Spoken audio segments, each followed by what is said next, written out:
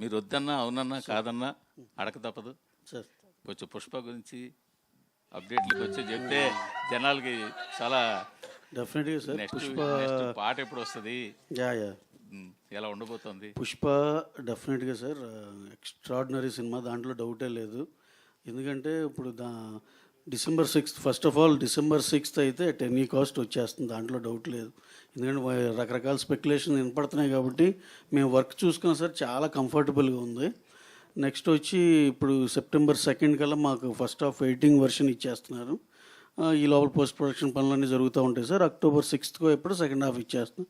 కంఫర్టబుల్గా November 20th copy ఇచ్చేసి all over the world పంపించేయాలనేదే plan sir. By the time 25th ఎప్పుడు censor కూడా చేపించేస్తాం. వినాయక చవితికి ఏమైనా ఇస్తున్నారా? వినాయక చవితికి ఏం ప్లాన్ లేదు సార్ ఇప్పుడు. ఏమి అంటే త్వరలో పాట కానీ అది ఒక డైరెక్ట్గా ఒక మంత్ ఎండ్లో, సెప్టెంబర్ ఎండ్లో ఇద్దామని సార్. 2 సాంగ్స్ ఉన్నాయి ఇంకా ఇవ్వాల్సినవి. 2 సెప్టెంబర్లో ఒకటి, అక్టోబర్లో ఒకటి ఇద్దామని. కదా ఒక రోజు ముందుగా అలాంటిది కూడా ఉంది. ఈవినింగ్ ప్రీమియర్లే వేస్తారని డెఫినెట్గా ఉంటుంది సార్. November 5th అని, అది నవంబర్ ఎండ్లోనే అలా చెప్దామని ప్లాన్ చేసుకుని చెప్దామని ఉంది సార్. ఎందుకంటే దానికి సింహా గారు చెప్పండి సార్. ఏదండి September 2nd ఎలా ఉస్తాద్ భగత్ సింగ్ మొన్న హీరో గారిని కలిసాము, అంతా అన్నీ చక్కగా హ్యాపీగా జరిగింది. We're starting the shoot in few days or few weeks. అయిపోయినాక మ్యాక్సిమం December, January కల్లా షూట్ పార్ట్ అయిపోయేలా ప్లాన్ చేసుకుంటున్నాను. అంటే పవన్ కళ్యాణ్ బర్త్డేకి ఏమన్నా స్పెషల్? డెఫినెట్గా ఏదన్నా ఉన్న కంటెంట్లో మా దగ్గర ఉందో తక్కువ, ఈ లోపల 3-4 టీజర్లు అన్నీ వేసామండి. ఏదో ఒకటి స్పెషల్ అయితే ఉంటుందండి. కళ్యాణ్ గారి బర్త్డే అంటే డెఫినెట్గా మా సైడ్ నుంచి స్పెషల్ ఏదో ఒకటి ఉంటుంది. నా పేరు వెంకట టీవీ. యా ఇప్పుడు పుష్ప గురించి చెప్తున్నారు కాబట్టి, బెంగళూరులో పవన్ కళ్యాణ్ గారు పుష్ప గురించి మాట్లాడడం జరిగింది.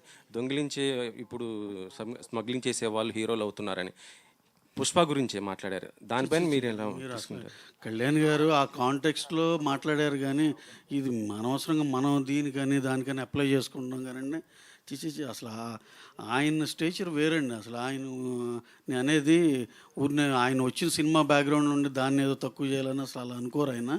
అదేదో కాంటెక్చువల్గా అలా ఫ్లోలో అలా వచ్చింది అంతే. మనం దానికి మనం ఏం చేస్తాం, దానికి అంటించుకుని ఇది ఆయన ఇలా అన్నారేమో అనుకుంటున్నాం, కానీ అసలు అలా ఇదే కాదండి. ఇప్పుడు జనసేన వాళ్ళు కొద్దిగా టార్గెట్ పెట్టారు కదా మొన్న. కాంప్లికేటెడ్ అంటే ఇప్పుడు ఈ ప్రాబ్లమ్ సాల్వ్ చేసుకోవాల్సిన అవసరం ఉంది కదా సార్. బొలిశెట్టి ఆయన మాట్లాడటం, ఇంకొక ఆయన కూడా మాట్లాడటం, గన్నవరం అతను జనసేన. ఇవన్నీ సార్, ఇవన్నీ సినిమా వచ్చే మొదల దాకే ఉంటాయండి. సినిమా చూసినాక మళ్ళీ అందరం ఒకటేగా అన్నట్టే ఉంటుంది. అసలు ఇలాంటివన్నీ చూడలేదండి గతంలో. ఎంతోమందికి ఎన్నో రకాలుగా సినిమా బాగుంటే అన్నీ బాగానే ఉంటాయండి. ఇది ఏదో జస్ట్ టైం బీయింగ్ ఏదో అక్కడ డిఫరెన్స్ ఇక్కడ డిఫరెన్స్ అని చెప్పుకోవటమే, కానీ అలాంటివి ఏం లేదు సార్. ఫ్యామిలీ అంతా ఒకటే. Okay sir. డైరెక్టర్ గారు సినిమాలో మీరు